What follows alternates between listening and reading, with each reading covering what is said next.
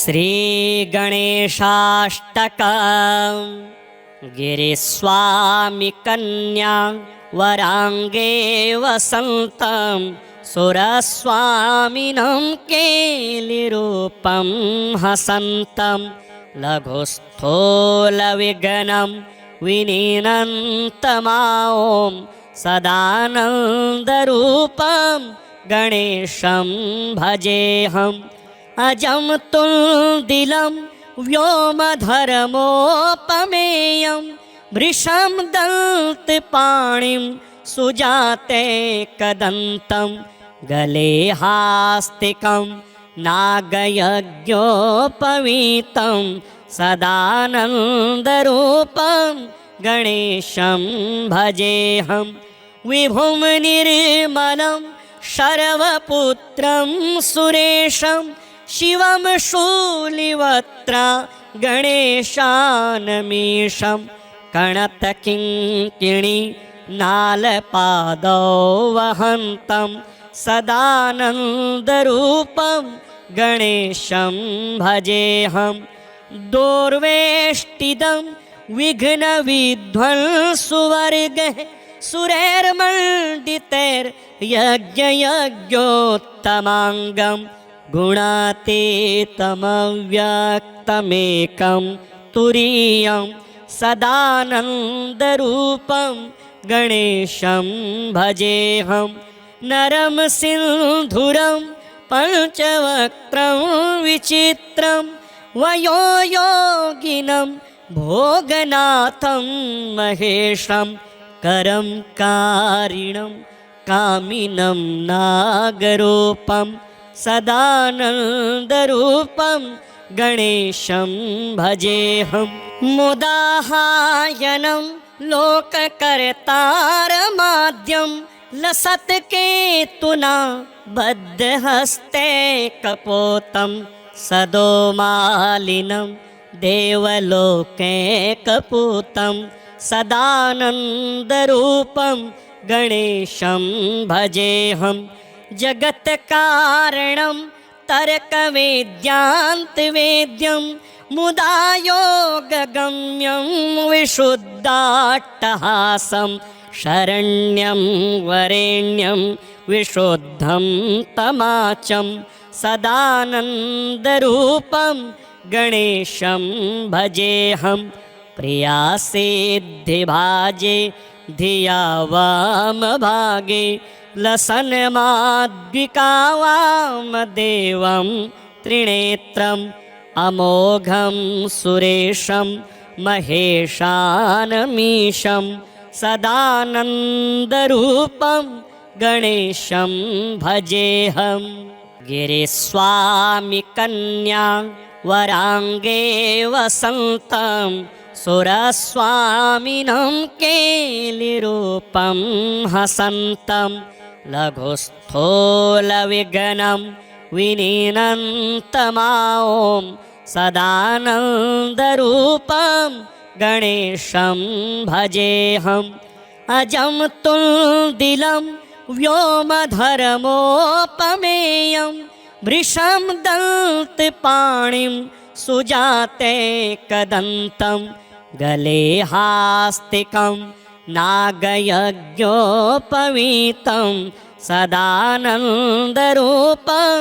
गणेशं भजेऽहं विभुं निर्मलं शर्वपुत्रं सुरेशं शिवं शूलिवक्त्रा गणेशानमीशं कणतकिङ्किणी नालपादौ वहन्तं सदानन्दरूपं गणेशं भजेऽहं दोर्वेष्टिदं विघ्नविध्वंसुवर्गः सुरैर्मण्डितैर्यज्ञयज्ञोत्तमाङ्गं गुणातीतमव्यक्तमेकं तुरीयं सदानन्दरूपं गणेशं भजेऽहं नरं सिन्धुरं पञ्चवक्त्रं विचित्रं वयोयोगिनं भोगनाथं महेशं करं कारिणं कामिनं नागरूपं सदानन्दरूपं गणेशं भजेऽहं मुदाहायनं लोककर्तारमाद्यं लसत्केतुना बद्धहस्ते कपोतं सदोमालिनं देवलोके कपूतं सदानन्दरूपं गणेशं भजेऽहं जगत्कारणं तर्कवेद्यान्तवेद्यं मुदा योगगम्यं विशुद्धाट्टहासं शरण्यं वरेण्यं विशुद्धं तमाचं सदानन्दरूपं गणेशं भजेऽहं प्रियासिद्धिभाजे धिया वामभागे लसन्माद्विका वामदेवं त्रिनेत्रम् अमोघं सुरेशं महेशानमीशं सदानन्दरूपं गणेशं भजेऽहं गिरिस्वामिकन्या वराङ्गे वसन्तं सुरस्वामिनं केलिरूपं हसन्तं लघुस्थूलविघ्नं विनीनन्तमां सदानन्दरूपं गणेशं भजेऽहम् अजं तुल्दिलं व्योमधर्मोपमेयं वृषं दन्तपाणिं सुजाते कदन्तं गले हास्तिकं नागयज्ञोपवीतं सदानन्दरूपं गणेशं भजेऽहं विभुं निर्मलं शर्वपुत्रं सुरेशं शिवं शूलिवक्त्रा गणेशानमीशं कणतकिङ्किणी नालपादौ वहन्तं सदानन्दरूपं गणेशं भजेऽहं दोर्वेष्टिदं विघ्नविध्वंसुवर्गः सुरैर्मण्डितैर्यज्ञयज्ञोत्तमाङ्गं गुणातीतमव्यक्तमेकं तुरीयं सदानन्दरूपं गणेशं भजेऽहं नरं सिन्धुरं पञ्चवक्त्रं विचित्रं वयोयोगिनं भोगनाथं महेशं करं कारिणं कामिनं नागरूपं सदानन्दरूपं गणेशं भजेऽहं मुदाहायनं लोककर्तारमाद्यं लसत्केतुना बद्धहस्ते कपोतं सदोमालिनं देवलोके कपूतं सदानन्दरूपं गणेशं भजेऽहं जगत्कारणं तर्कवेद्यान्तवेद्यं मुदा योगगम्यं विशुद्धाट्टहासं शरण्यं वरेण्यं विशुद्धं तमाचं सदानन्दरूपं गणेशं भजेऽहं प्रियासिद्धिभाजे धिया वामभागे लसन्माद्विका वामदेवं त्रिनेत्रम् अमोघं सुरेशं महेशानमीशं सदानन्दरूपं गणेशं भजेऽहं गिरिस्वामिकन्या वराङ्गे वसन्तं सुरस्वामिनं केलिरूपं हसन्तं लघुस्थूलविघ्नं विनीनन्तमां सदानन्दरूपं गणेशं भजेऽहम् अजं तुल्दिलं व्योमधर्मोपमेयं वृषं दन्तपाणिं सुजाते कदन्तं गले हास्तिकं नागयज्ञोपवीतं सदानन्दरूपं गणेशं भजेऽहं विभुं निर्मलं शर्वपुत्रं सुरेशं शिवं शूलिवक्त्रा गणेशानमीशं कणतकिङ्किणी नालपादौ वहन्तं सदानन्दरूपं गणेशं भजेऽहं दोर्वेष्टिदं विघ्नविध्वंसुवर्गः सुरैर्मण्डितैर्यज्ञयज्ञोत्तमाङ्गं गुणातीतमव्यक्तमेकं तुरीयं सदानन्दरूपं गणेशं भजेऽहं नरं सिन्धुरं पञ्चवक्त्रं विचित्रं वयोयोगिनं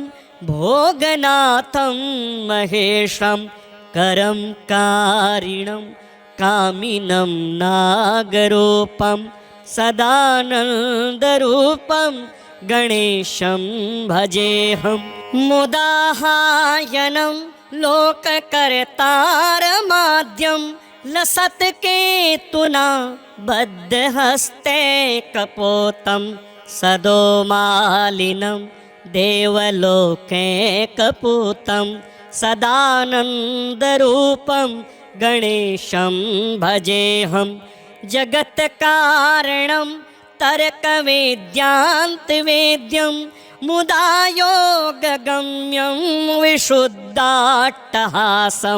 शरण्यं वरेण्यं विशुद्धं तमाचं सदानन्दरूपं गणेशं भजेऽहं प्रियासिद्धिभाजे धिया वामभागे लसन्माद्विका वामदेवं त्रिनेत्रम् अमोघं सुरेशं महेशानमीशं सदानन्दरूपं गणेशं भजेऽहं गिरिस्वामिकन्या वराङ्गे वसन्तं सुरस्वामिनं केलिरूपं हसन्तं लघुस्थूलविघ्नं विनीनन्तमां सदानन्दरूपं गणेशं भजेऽहं अजं तुल्दिलं व्योमधर्मोपमेयं वृषं दन्तपाणिं सुजाते कदन्तं गले हास्तिकं नागयज्ञोपवीतं सदानन्दरूपं गणेशं भजेऽहं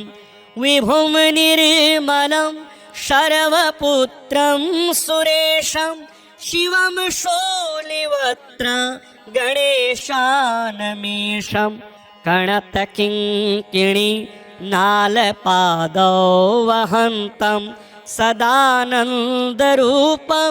गणेशं भजेऽहं दोर्वेष्टिदं विघ्नविध्वंसुवर्गः सुरैर्मण्डितैर्यज्ञयज्ञोत्तमाङ्गं गुणातीतमव्यक्तमेकं तुरीयं सदानन्दरूपं गणेशं भजेऽहं नरं सिन्धुरं पञ्चवक्त्रं विचित्रं वयोयोगिनं भोगनाथं महेशं करं कारिणं कामिनं नागरूपं सदानन्दरूपं गणेशं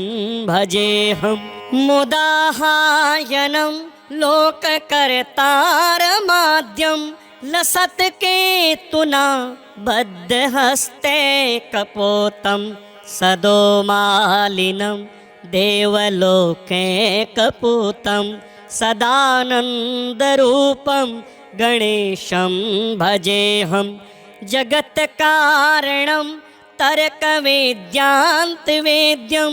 मुदा योगगम्यं विशुद्धाट्टहासं शरण्यं वरेण्यं विशुद्धं तमाचं सदानन्दरूपं गणेशं भजेऽहं प्रियासिद्धिभाजे धिया वामभागे लसन्माद्विकावामदेवं त्रिनेत्रम् अमोघं सुरेशं महेशानमीशं सदानन्दरूपं गणेशं भजेऽहं गिरिस्वामिकन्या वराङ्गे वसन्तं सुरस्वामिनं केलिरूपं हसन्तं लघुस्थूलविघ्नं विनीनन्तमां सदानन्दरूपं गणेशं भजेऽहम् अजं तुल्दिलं व्योमधर्मोपमेयं वृषं दन्तपाणिं सुजाते कदन्तं गले हास्तिकं नागयज्ञोपवीतं सदानन्दरूपं गणेशं भजेऽहं विभुं निर्मलं शर्वपुत्रं सुरेशं शिवं शूलिवक्त्रा गणेशानमीशं कणतकिङ्किणी नालपादौ वहन्तं सदानन्दरूपं गणेशं भजेऽहं दोर्वेष्टिदं विघ्नविध्वंसुवर्गः सुरैर्मण्डितैर्यज्ञयज्ञोत्तमाङ्गं गुणातीतमव्यक्तमेकं तुरीयं सदानन्दरूपं गणेशं भजेऽहं नरं सिन्धुरं पञ्चवक्त्रं विचित्रं वयोयोगिनं भोगनाथं महेशं करं कारिणं कामिनं नागरूपं सदानन्दरूपं गणेशं भजेऽहं मुदाहायनं लोककर्तारमाद्यं लसत्केतुना बद्धहस्ते कपोतं सदोमालिनं देवलोके कपूतं सदानन्दरूपं गणेशं भजेऽहं जगत्कारणं तर्कवेद्यान्तवेद्यं मुदा योगगम्यं विशुद्धाट्टहासं शरण्यं वरेण्यं विशुद्धं तमाचं सदानन्दरूपं गणेशं भजेऽहं प्रियासिद्धिभाजे धिया वामभागे लसन्माद्विकावामदेवं त्रिनेत्रम् अमोघं सुरेशं महेशानमीशं सदानन्दरूपं गणेशं भजेऽहं गिरिस्वामिकन्या वराङ्गे वसन्तं सुरस्वामिनं केलिरूपं हसन्तं लघुस्थूलविघ्नं विनीनन्तमां सदानन्दरूपं गणेशं भजेऽहम् अजं तुल्दिलं व्योमधर्मोपमेयं वृषं दन्तपाणिं सुजाते कदन्तं गले हास्तिकं नागयज्ञोपवीतं सदानन्दरूपं गणेशं भजेऽहं विभुं निर्मलं शर्वपुत्रं सुरेशं शिवं शूलिवक्त्रा गणेशानमीशं कणतकिङ्किणी नालपादौ वहन्तं सदानन्दरूपं गणेशं भजेऽहं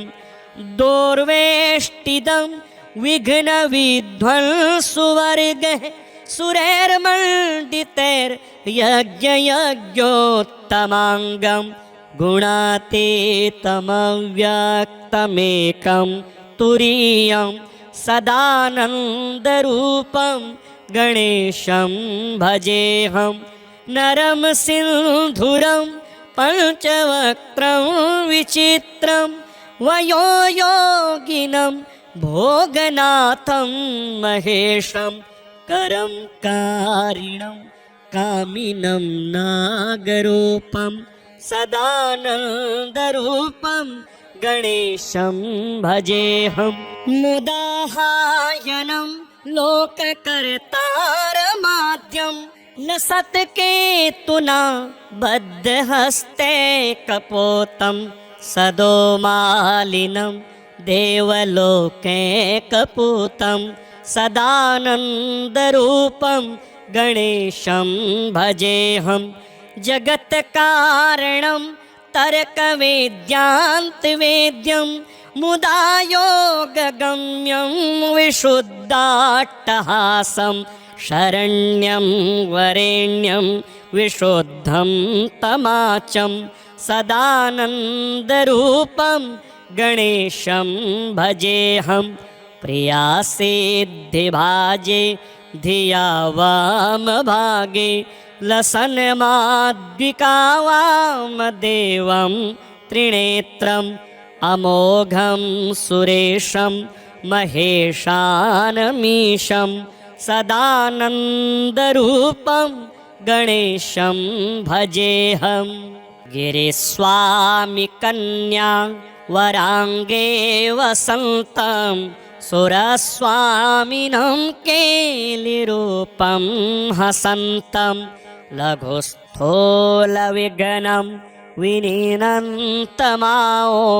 सदानन्दरूपं गणेशं भजेऽहम् अजं तुल्दिलं व्योमधर्मोपमेयं वृषं दन्तपाणिं सुजाते कदन्तं गले हास्तिकं नागयज्ञोपवीतं सदानन्दरूपं गणेशं भजेऽहं विभुं निर्मलं शर्वपुत्रं सुरेशं शिवं शूलिवक्त्रा गणेशानमीशं कणतकिङ्किणी नालपादौ वहन्तं सदानन्दरूपं गणेशं भजेऽहं दोर्वेष्टिदं विघ्नविध्वंसुवर्गः सुरैर्मण्डितैर्यज्ञयज्ञोत्तमाङ्गं गुणातीतमव्यक्तमेकं तुरीयं सदानन्दरूपं गणेशं भजेऽहं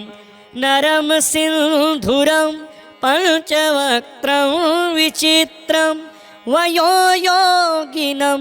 भोगनाथं महेशं करं कारिणं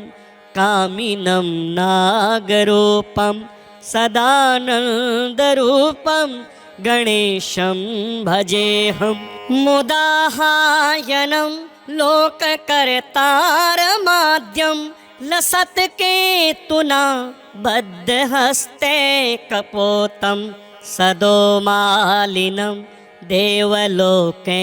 कपूतं सदानन्दरूपं गणेशं भजेऽहं जगत्कारणं तर्कवेद्यान्तवेद्यं मुदा योगगम्यं विशुद्धाट्टहासं शरण्यं वरेण्यं विशुद्धं तमाचं सदानन्दरूपं गणेशं भजेऽहं प्रियासिद्धिभाजे धिया वामभागे लसन्माद्विका वामदेवं त्रिनेत्रम् अमोघं सुरेशं महेशानमीशं सदानन्दरूपं गणेशं भजेऽहम् गिरिस्वामिकन्या वराङ्गे वसन्तं सुरस्वामिनं केलिरूपं हसन्तं लघुस्थूलविघ्नं विनीनन्तमां सदानन्दरूपं गणेशं भजेऽहम् अजं तुल्दिलं व्योमधर्मोपमेयं वृषं दन्तपाणिं सुजाते कदन्तं गले हास्तिकं नागयज्ञोपवीतं सदानन्दरूपं गणेशं भजेऽहम् विभुं निर्मलं शर्वपुत्रं सुरेशं शिवं शूलिवक्त्रा गणेशानमीशं कणतकिङ्किणी नालपादौ वहन्तं सदानन्दरूपं गणेशं भजेऽहम् दोर्वेष्टिदं विघ्नविध्वंसुवर्गः सुरैर्मण्डितैर्यज्ञयज्ञोत्तमाङ्गं गुणातीतमव्यक्तमेकं तुरीयं सदानन्दरूपं गणेशं भजेऽहम् नरं सिन्धुरं पञ्चवक्त्रं विचित्रं वयोयोगिनं भोगनाथं महेशं करं कारिणं कामिनं नागरूपं सदानन्दरूपं गणेशं भजेऽहम् मुदाहायनं लोककर्तारमाद्यं लसत्केतुना बद्धहस्ते कपोतं सदोमालिनं देवलोके कपूतं सदानन्दरूपं गणेशं भजेऽहम् जगत्कारणं तर्कवेद्यान्तवेद्यं मुदा योगगम्यं विशुद्धाट्टहासं शरण्यं वरेण्यं विशुद्धं तमाचं सदानन्दरूपं गणेशं भजेऽहम् प्रियासिद्धिभाजे धिया वामभागे लसन्माद्विका वामदेवं त्रिनेत्रम्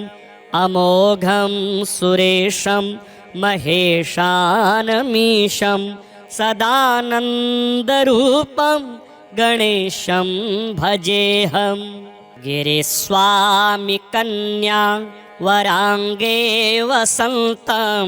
सुरस्वामिनं केलिरूपं हसन्तं लघुस्थूलविघ्नं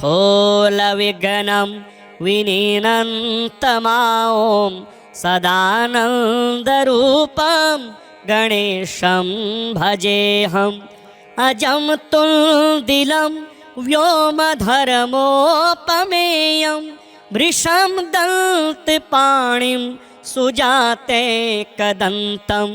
गले हास्तिकं नागयज्ञोपवीतं सदानन्दरूपं गणेशं भजेऽहम् विभुं निर्मलं शर्वपुत्रं सुरेशं शिवं शूलिवक्त्रा गणेशानमीशं कणतकिङ्किणी नालपादौ वहन्तं सदानन्दरूपं गणेशं भजेऽहम् दोर्वेष्टिदं विघ्नविध्वंसुवर्गः सुरैर्मण्डितैर्यज्ञयज्ञोत्तमाङ्गं गुणातीतमव्यक्तमेकं तुरीयं सदानन्दरूपं गणेशं भजेऽहम् नरं सिन्धुरं पञ्चवक्त्रं विचित्रं वयो योगिनं भोगनाथं महेशं करं कारिणं कामिनं नागरूपं सदानन्दरूपं गणेशं भजेऽहं मुदाहायनं लोककर्तारमाद्यं लसत्केतुना बद्धहस्ते कपोतं सदोमालिनं देवलोके कपूतं सदानन्दरूपं गणेशं भजेऽहं जगत्कारणं तर्कवेद्यान्तवेद्यं मुदा योगगम्यं विशुद्धाट्टहासं शरण्यं वरेण्यं विशुद्धं तमाचं सदानन्दरूपं गणेशं भजेऽहं प्रियासिद्धिभाजे धिया वामभागे लसन्माद्विका वामदेवं त्रिनेत्रम् अमोघं सुरेशं महेशानमीशं सदानन्दरूपं गणेशं भजेऽहं गिरिस्वामिकन्या वराङ्गे वसन्तं सुरस्वामिनं केलिरूपं हसन्तं लघुस्थूलविघ्नं विनीनन्तमां सदानन्दरूपं गणेशं भजेऽहम् अजं तुल्दिलं व्योमधर्मोपमेयं वृषं दन्तपाणिं सुजाते कदन्तं गले हास्तिकं नागयज्ञोपवीतं सदानन्दरूपं गणेशं भजेऽहं विभुं निर्मलं शर्वपुत्रं सुरेशं शिवं शूलिवक्त्रा गणेशानमीशं कणतकिङ्किणी नालपादौ वहन्तं सदानन्दरूपं गणेशं भजेऽहं दोर्वेष्टिदं विघ्नविध्वंसुवर्गः सुरैर्मण्डितैर्यज्ञयज्ञोत्तमाङ्गं गुणातीतमव्यक्तमेकं तुरीयं सदानन्दरूपं गणेशं भजेऽहं नरं सिन्धुरं पञ्चवक्त्रं विचित्रं वयो योगिनं भोगनाथं महेशं करं कारिणं कामिनं नागरूपं सदानन्दरूपं गणेशं भजेऽहं मुदाहायनं लोककर्तारमाद्यं लसत्केतुना बद्धहस्ते कपोतं सदोमालिनं देवलोके कपूतं सदानन्दरूपं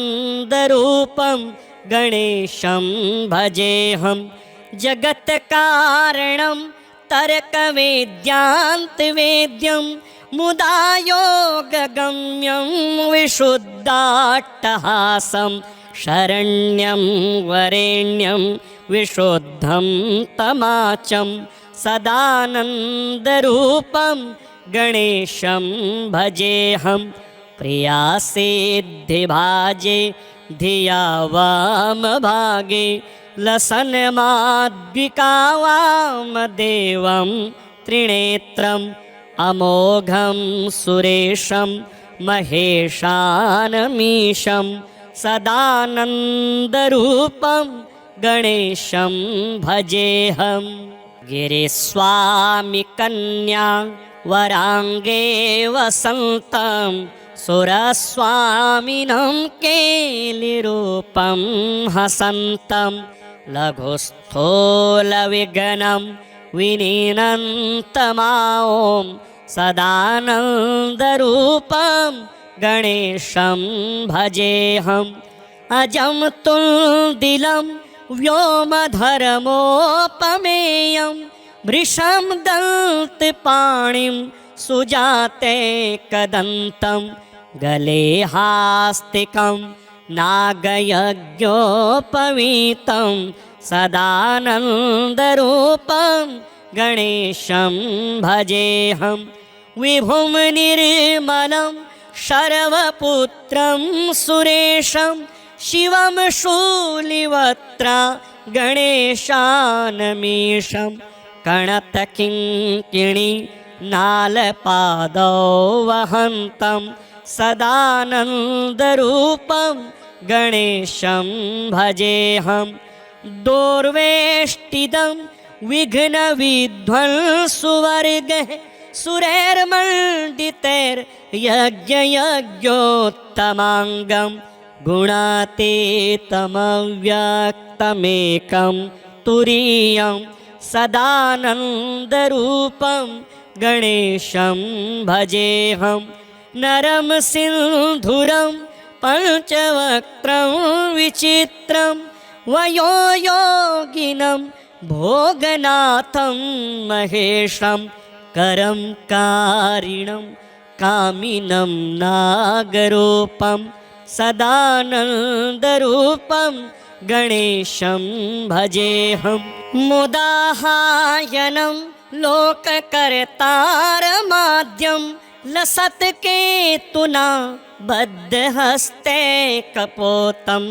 सदोमालिनं देवलोके कपूतं सदानन्दरूपं गणेशं भजेऽहं जगत्कारणं तर्कवेद्यान्तवेद्यं मुदा योगगम्यं विशुद्धाट्टहासं शरण्यं वरेण्यं विशुद्धं तमाचं सदानन्दरूपं गणेशं भजेऽहं प्रियासिद्धिभाजे धिया वामभागे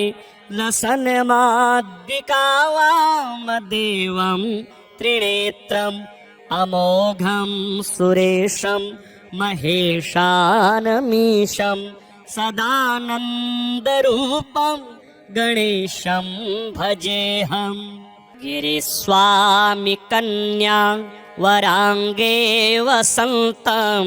सुरस्वामिनं केलिरूपं हसन्तं लघुस्थूलविघ्नं विनीनन्तमां सदानन्दरूपं गणेशं भजेऽहम् अजं तुल्दिलं व्योमधर्मोपमेयं वृषं दन्तपाणिं सुजाते कदन्तं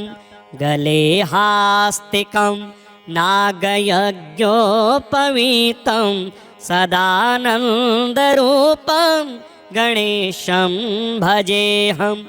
विभुं निर्मलं शर्वपुत्रं सुरेशं शिवं शूलिवक्त्रा गणेशानमीशं कणतकिङ्किणी नालपादौ वहन्तं सदानन्दरूपं गणेशं भजेऽहं दोर्वेष्टिदं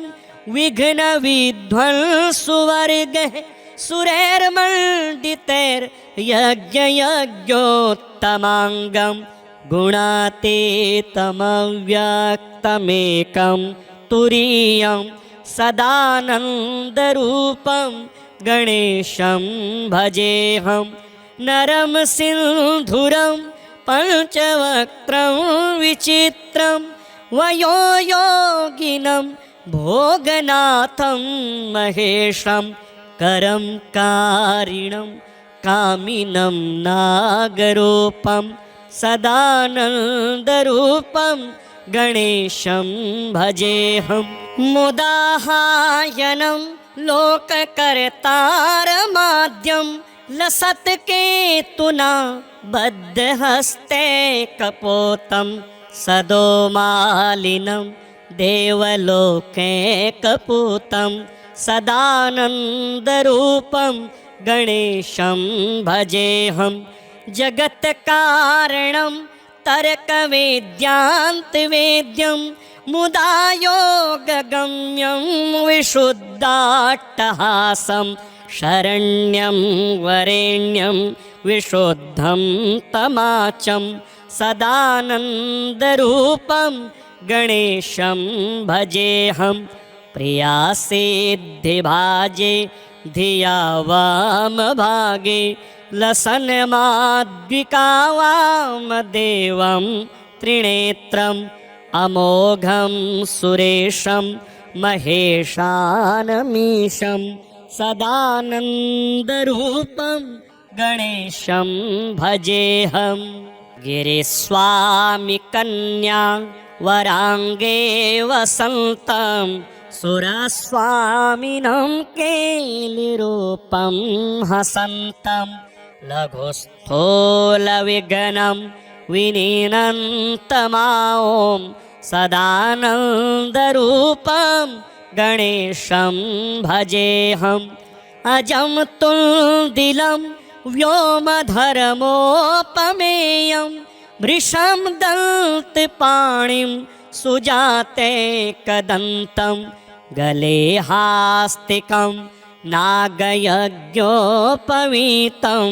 सदानन्दरूपं गणेशं भजेऽहं विभुं निर्मलं शर्वपुत्रं सुरेशं शिवं शूलिवक्त्रा गणेशानमीशं कणतकिङ्किणी नालपादौ वहन्तं सदानन्दरूपं गणेशं भजेऽहं दोर्वेष्टिदं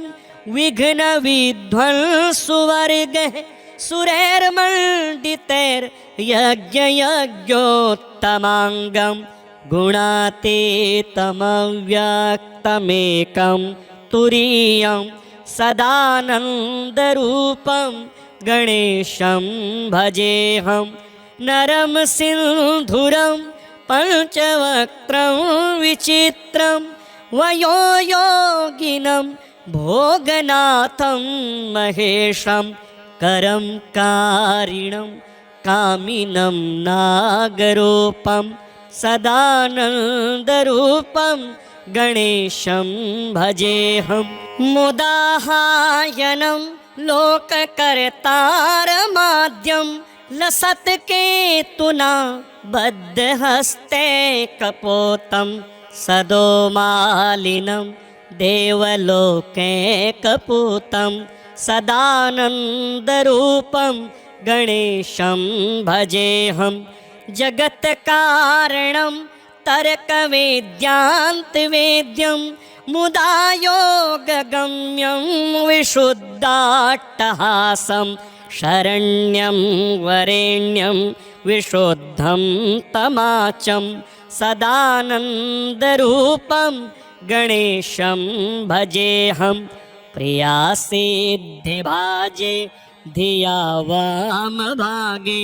लसन्माद्विका वामदेवं त्रिनेत्रम् अमोघं सुरेशं महेशानमीशं सदानन्दरूपं गणेशं भजेऽहं गिरिस्वामिकन्या वराङ्गे वसन्तं सुरस्वामिनं केलिरूपं हसन्तं लघुस्थूलविघ्नं विनीनन्तमां सदानन्दरूपं गणेशं भजेऽहम् अजं तुल्दिलं व्योमधर्मोपमेयं वृषं दन्तपाणिं सुजातेकदन्तं गले हास्तिकं नागयज्ञोपवीतं सदानन्दरूपं गणेशं भजेऽहं विभुं निर्मलं शर्वपुत्रं सुरेशं शिवं शूलिवक्त्रा गणेशानमीशं कणतकिङ्किणी नालपादौ वहन्तं सदानन्दरूपं गणेशं भजेऽहं दोर्वेष्टिदं विघ्नविध्वंसुवर्गः सुरैर्मण्डितैर्यज्ञयज्ञोत्तमाङ्गं गुणातीतमव्यक्तमेकं तुरीयं सदानन्दरूपं गणेशं भजेऽहं नरं सिन्धुरं पञ्चवक्त्रं विचित्रं वयोयोगिनं भोगनाथं महेशं करं कारिणं कामिनं नागरूपं सदानन्दरूपं गणेशं भजेऽहं मुदाहायनं लोककर्तारमाद्यं लसत्केतुना बद्धहस्ते कपोतं सदोमालिनं देवलोके कपूतं सदानन्दरूपं गणेशं भजेऽहं जगत्कारणं तर्कवेद्यान्तवेद्यं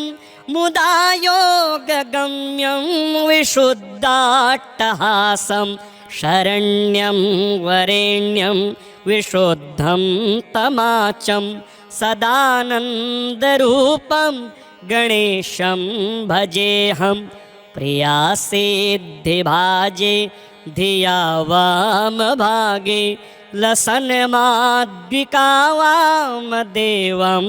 त्रिनेत्रम् अमोघं सुरेशं महेशानमीशं सदानन्दरूपं गणेशं भजेऽहं गिरिस्वामिकन्या वराङ्गे वसन्तं सुरस्वामिनं केलिरूपं हसन्तं लघुस्थूलविघ्नं विनीनन्तमां सदानन्दरूपं गणेशं भजेऽहम् अजं तुल्दिलं व्योमधर्मोपमेयं वृषं दन्तपाणिं सुजाते कदन्तं गले हास्तिकं नागयज्ञोपवीतं सदानन्दरूपं गणेशं भजेऽहं विभुं निर्मलं शर्वपुत्रं सुरेशं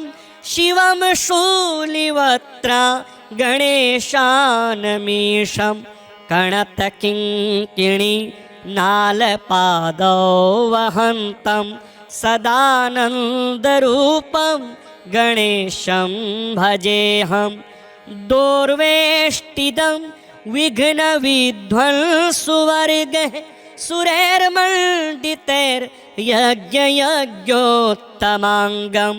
गुणातीतमव्यक्तमेकं तुरीयं सदानन्दरूपं गणेशं भजेऽहं नरं सिन्धुरं पञ्चवक्त्रं विचित्रं वयोयोगिनं भोगनाथं महेशं करं कारिणं कामिनं नागरूपं सदानन्दरूपं गणेशं भजेऽहं मुदाहायनं लोककर्तारमाद्यं लसत्केतुना बद्धहस्ते कपोतं सदोमालिनं देवलोके कपूतं सदानन्दरूपं गणेशं भजेऽहं जगत्कारणं तर्कवेद्यान्तवेद्यं मुदा योगगम्यं विशुद्धाट्टहासं शरण्यं वरेण्यं विशुद्धं तमाचं सदानन्दरूपं गणेशं भजेऽहं प्रियासिद्धिभाजे धिया वामभागे लसन्माद्विका वामदेवं त्रिनेत्रम् अमोघं सुरेशं महेशानमीशं सदानन्दरूपं गणेशं भजेऽहं।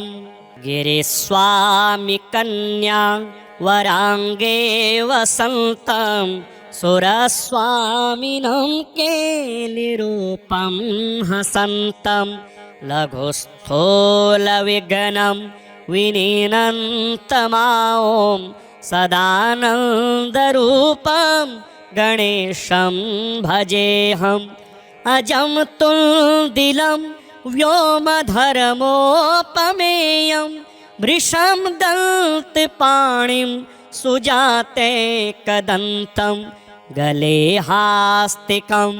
नागयज्ञोपवीतं सदानन्दरूपं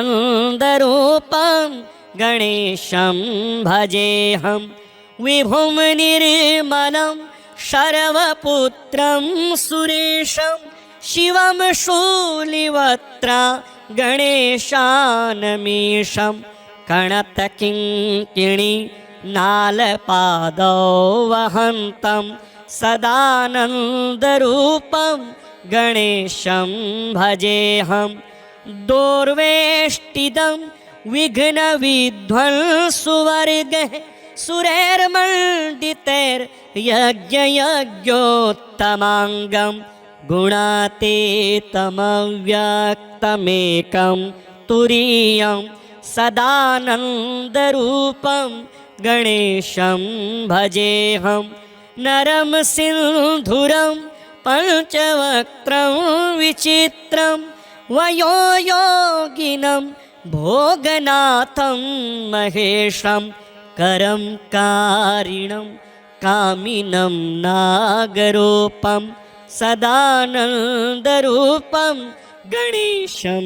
भजेऽहम्। मुदाहायनं लोककर्तारमाद्यं लसत्केतुना बद्धहस्ते कपोतं सदोमालिनं देवलोके कपूतं सदानन्दरूपं गणेशं भजेऽहम्। जगत्कारणं तर्कवेद्यान्तवेद्यं मुदा योगगम्यं विशुद्धाट्टहासं शरण्यं वरेण्यं विशुद्धं तमाचं सदानन्दरूपं गणेशं भजेऽहम्। प्रियासिद्धिभाजे धिया वामभागे लसन्माद्विका वामदेवं त्रिनेत्रम् अमोघं सुरेशं महेशानमीशं सदानन्दरूपं गणेशं भजेऽहम्। गिरिस्वामिकन्या वराङ्गे वसन्तं सुरस्वामिनं केलिरूपं हसन्तं लघुस्थूलविघ्नं विनीनन्तमां सदानन्दरूपं गणेशं भजेऽहम्। अजं तुल्दिलं व्योमधर्मोपमेयं वृषं दन्तपाणिं सुजाते कदन्तं गले हास्तिकं नागयज्ञोपवीतं सदानन्दरूपं गणेशं भजेऽहम्। विभुं निर्मलं शर्वपुत्रं सुरेशं शिवं शूलिवक्त्रा गणेशानमीशं कणतकिङ्किणी नालपादौ वहन्तं सदानन्दरूपं गणेशं भजेऽहम्। दोर्वेष्टिदं विघ्नविध्वंसुवर्गः सुरैर्मण्डितैर्यज्ञयज्ञोत्तमाङ्गं गुणातीतमव्यक्तमेकं तुरीयं सदानन्दरूपं गणेशं भजेऽहं नरं सिन्धुरं पञ्चवक्त्रं विचित्रं वयोयोगिनं भोगनाथं महेशं करं कारिणं कामिनं नागरूपं सदानन्दरूपं गणेशं भजेऽहं मुदाहायनं लोककर्तारमाद्यं लसत्केतुना बद्धहस्ते कपोतं सदोमालिनं देवलोके कपूतं सदानन्दरूपं गणेशं भजेऽहं जगत्कारणं तर्कवेद्यान्तवेद्यं मुदा योगगम्यं विशुद्धाट्टहासं शरण्यं वरेण्यं विशुद्धं तमाचं सदानन्दरूपं गणेशं भजेऽहं प्रियासिद्धिभाजे धिया वामभागे लसन्माद्विका वामदेवं त्रिनेत्रम् अमोघं सुरेशं महेशानमीशं सदानन्दरूपं गणेशं भजेऽहं गिरिस्वामिकन्या वराङ्गे वसन्तं सुरस्वामिनं केलिरूपं हसन्तं लघुस्थूलविघ्नं विनीनन्तमां सदानन्दरूपं गणेशं भजेऽहम् अजं तुल्दिलं व्योमधर्मोपमेयं वृषं दन्तपाणिं सुजाते कदन्तं गले हास्तिकं नागयज्ञोपवीतं सदानन्दरूपं गणेशं भजेऽहं विभुं निर्मलं शर्वपुत्रं सुरेशं शिवं शूलिवक्त्रा गणेशानमीशं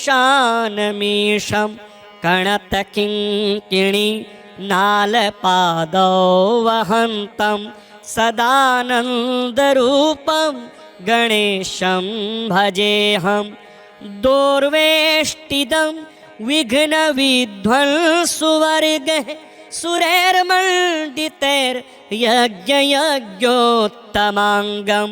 गुणातीतमव्यक्तमेकं तुरीयं सदानन्दरूपं गणेशं भजेऽहं नरं सिन्धुरं पञ्चवक्त्रं विचित्रं वयोयोगिनं भोगनाथं महेशं करं कारिणं कामिनं नागरूपं सदानन्दरूपं गणेशं भजेऽहं मुदाहायनं लोककर्तारमाद्यं लसत्केतुना बद्धहस्ते कपोतं सदोमालिनं देवलोके कपूतं सदानन्दरूपं गणेशं भजेऽहं जगत्कारणं तर्कवेद्यान्तवेद्यं मुदा योगगम्यं विशुद्धाट्टहासं शरण्यं वरेण्यं विशुद्धं तमाचं सदानन्दरूपं गणेशं भजेऽहं प्रियासिद्धिभाजे धिया वामभागे लसन्माद्विका वामदेवं त्रिनेत्रम्